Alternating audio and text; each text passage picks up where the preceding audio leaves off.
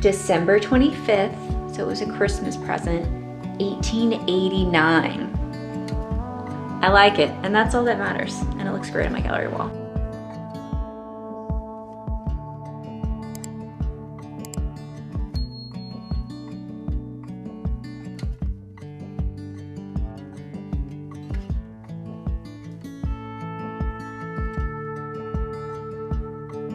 Hello and welcome to the finished living room. I'm so excited to have it done.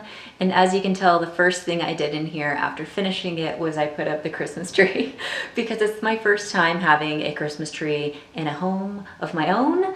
And I'm just so happy about it. It makes it feel really like official in here. And even though I don't have any ornaments or anything, I kind of just like the way it looks, even just lit up with the lights that came on the tree and then with a star on top as well. So pretty happy. So let's walk through some of the final details and finishing touches I put in this room, including the light fixtures, the rugs, the gallery wall art, and whatever else I can find to talk about. Let's get started. Beef says hello, by the way. It is very cold today, so he is snuggled up on his heated blanket in the sunshine and will be joining us today from there. So just know he's here to supervise as I'm filming. Okay, let's talk a little bit about this gallery wall that I have behind this couch corner over here. It has a mix of vintage oil paintings I found of flowers, but it also has some dried flowers up there, some real plant cuttings down here that hopefully won't die. All the plants I picked in here are low light because even though this room does get some natural light because of the big windows, I'm also putting all the plants in these weird wonky corners that don't get a ton of light. So low light plants, and they seem to be doing well. Minus the ferns, which are struggling, some of them, which will probably get replaced with pothos or something that's a lot more easygoing. So let me show you some of the knickknacks from that gallery wall one by one because I really love them. They're all things I've collected over time. This is of dubious origin. It has a plaque on it that says Gilbert and Sons to Her Majesty's Royal Navy, 8th Street, Blackwall, London, 1895. And it seems to be, you know, an antique brass articulating magnifying glass, but it does not seem to be from 1895. This seems to be much newer veneer. The bottom to the velvet that's on here, it seems to be a lot newer. So it seems to be maybe a reproduction, but like, why would you reproduce this? Is it something famous? I don't know, but I like it. I like it, and that's all that matters, and it looks great on my gallery wall. I found these antique books at Goodwill outlets for probably like 25 cents each, and I just love them. They're so old. This one, called Lucille, which has just like the most beautiful green cover, my kind of green, with gold embossing, and it's inscribed inside. It says Cornelia Sutters or something from someone else. But okay, here we go. December 25th, so it was a Christmas present, 1889. What? I love this. 25 cents. Who would get rid of this? And then this little one, The Best of the World's Classics, Volume 6, Great Britain and Ireland. And it's just the prettiest little turquoise with navy. Let's see, how old was this one? Okay. There's no inscription on this one, but it does say copyright 1909. So again, both of these are older than my house. I'm in love. And then last I have to show you my solid brass ram, which I love so much. I found this at a garage sale, the best garage sale ever because it was former antique store owners that clearly had a lot of their old inventory left and they were just giving it away for dollars. And I got so many good things, including this guy, which I love. I have a weird collection of solid brass animals in my home, and this is one of my newer additions. We're now over here by the record cabinet, which turned out so well. I'm so happy with it. I use this so often. I love this record player I got, which is very new and fancier and plays records very well, and it's Bluetooth, so I can take my Bluetooth speaker anywhere in the house and listen to music, which is amazing. I love it so much. I have this old vintage or maybe even antique gas lamp that was converted into an electric lamp, and it's really hard to find one that still has the glass shade that goes on top. So rather than doing that, I actually like the way it looks kind of exposed like this. So I just found a really low light, tiny, unobtrusive bulb that goes there, and obviously doesn't put off a ton of light, but it's more for ambiance, you know? And I don't want it to blind whoever is sitting in the rocking chair. Up here we have one of my favorite thrifted art finds ever. It is a who knows how old oil painting, just stunning. The level of detail and the brushwork is amazing. And then of course, like sometimes you can tell the value of the painting by how much effort they put into framing it. And this one has gilded wood frame and then an inlay of more carved wood and then an inlay of mustard velvet. So it's just the best. Below it, I have another vintage art piece.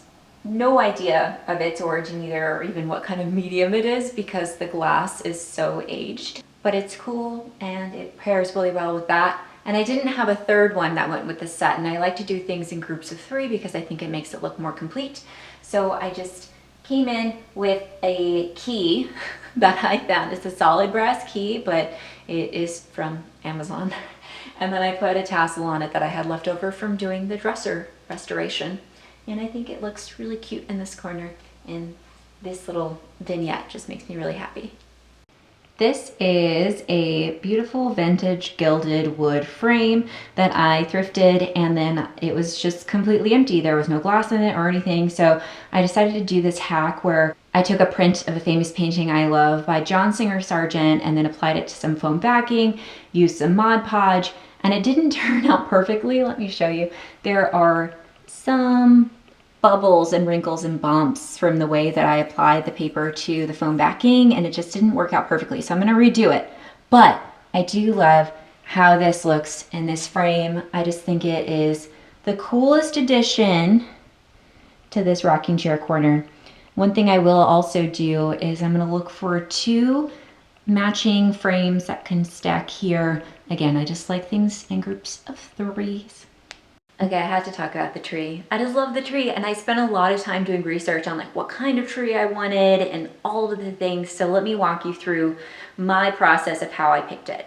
I wanted one of those trees that had very realistic branches that looked like a real pine or fir tree. I don't really know, but you know, that didn't have like the obviously plasticky ones. But the thing is they come in a mix. So you can get the ones that are like full plastic and clearly faux. You can get the ones that are completely these beautiful realistic looking tips, or you can get ones that are in between, and those will be a little more cost effective. And that is the route I went, and this tree, whoever made it designed it really well because all of the realistic bits are further out and there are more of them at site levels. And then the plasticky bits are further in, so they help to make it look fuller, but they're not out to where it's super obvious. So if I just come and look at this tree, 90% of what I'm seeing are these realistic tips, which I love. I also wanted a tree that had the lights built in because that just makes things so much easier. You assemble it, you plug it in, and then it's already decorated. But I didn't want to get one that had the strings of lights in it because what happens is that they're eventually going to burn out, and then you just have these strings of dead lights inside your tree. But if you're thinking ahead, you can get the ones that have lights that are kind of like the fairy lights that are built in to the tips themselves, and when they burn out, you will not be able to see them. It will just look like a normal unlit Christmas tree, and then you can add string lights to it. So that was my plan, so that this can last as long as possible, and then when these lights burn out, I'll just add lights to it and I'll get to keep this tree for many, many decades, and hopefully it will last a long time. I also love this star that does light up. I don't have it plugged in right now. It's made of capiz shell, and I just think it's so pretty and the perfect decoration for me not having any other decorations on this tree. I'll also say hi to this fern, which is extremely unhappy, but compare it to this fern that is extremely happy in here. It's just where they are in the room and the light. That will probably get replaced with the pothos. But anyway, love this tree topper. I'll link it in the description if you're interested. It's just so beautiful. And then down here, This is a tree collar that I found at Walmart. It was like 25 bucks and it's so cool. It's this woven jute hemp something, I don't know. This is how you turn on the tree's lights. It's just a little push button, which is really convenient, but I'm also going to get a tree skirt that will cover that and the rest of this wire that leads to the box with all of the outlets. While we're down here, let's talk about rugs. Under the couch, I just have a round black jute rug, very large. It's a very cost-effective way to have a round rug in a room, to have a jute rug, and I just like that it kind of blends in and it isn't hyper focus. I think if I had a lighter rug, it would look like a spotlight, and I just wanted it to be functional, but not the star of the room. But over here, we have a rug that I am just in love with. I'm very into plaid right now, and this is such a beautiful plaid rug. It's also extremely soft and plush, and the cats love sleeping on it, which is very cute. I love the plaid on plaid we've got going on with the rocking chair fabric I chose and the rug. And then, funnily enough, the tree skirt I chose is gonna be another plaid. So it's just gonna be like a trio of plaids, and I could not be happier. In this corner above the TV, we've got all the plants. This really cool corner shelf I found. These are just some shelves I built with some wood I cut and then some brackets. Let me get my finger out of here so it stops focusing. But I love the plants. I love the clippings I have that are getting roots in these little glass jars. And then I mixed in some antique brass candlesticks and candles. I just like the mix of different textures and elements and shininess and matteness, all the things. There's Sweet Little Beef again. And then I made this little centerpiece just for this photo shoot, and it's just eucalyptus and then these pretty little purple flowers I found. I put them in a tiny vase with a tiny little top, and that allows them to kind of like poof out like this. So just a tip for lazy floral decorators like myself. That's something you can do. And then I put it in this brass dish that my grandmother gave me just because I needed something to go on this table, and I think it looks pretty cute. Oh, those are my shoes. What's up? Yeah, I'm in socks right now. Last up, let's come over here. This is a tiny little area. I found this cute little table at a thrift store. It's vintage Ethan Allen. And then on it, I have my diffuser, which is currently diffusing cinnamon and clove essential oils so that it smells like Christmas in here. And then I have the little essential oils storage box. And this box I just got on Amazon. It's solid wood. It has all the little compartments for essential oils. So handy, and I just painted it black.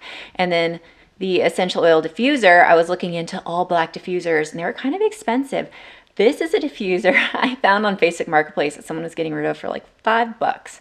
And I just spray painted it matte black, and it looks so sleek and delightful. I love it. I've also gotten some questions about the walls. I skim coated these before I painted them earlier this year, and that made, I think, all the difference. I really don't love wall texture, and I know some people don't mind it, and that's awesome. Just for me, it bothers me. So these are pretty smoothed out. There is still some texture. They're not like level 5 smooth walls, which is when they're completely smooth, and I don't really care. I just wanted them to kind of look like plaster. I want them to still have some character, and I also don't want to break my back trying to get them completely smooth, because that would drive me crazy.